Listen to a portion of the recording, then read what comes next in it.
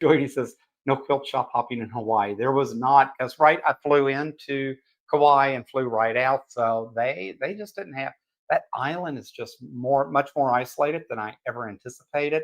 Plus, to make it worse, it's a 3 hour time change, and apparently American decides you can only fly back at night. So I was on a 6.5 hour flight going. They don't feed you if you're in coach. They'll let you buy a turkey sandwich if if you choose to do so. So I told the flight attendant I wanted a turkey sandwich, and she goes, "Well, so does everybody on the plane. I think we might be out." And I'm like, "Really?" So I'm getting attitude because you all don't feed us. You put us on a 6.5 hour flight. You gave me cookies and a half a can of Coke, and then I tell you I'm going to spend the money to buy a sandwich on the flight.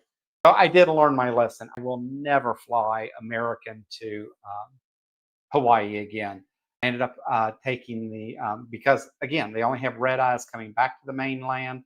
I flew out, I think it was 9:40 and landed in Phoenix around 7 a.m.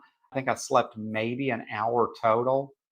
It was just miserable. And I'm like, no, I'm way too old to do that again. So, and I Googled it. Hawaiian Air actually feeds you whether you're in coach first or where you're at. So that, yeah, that answers that question from now on.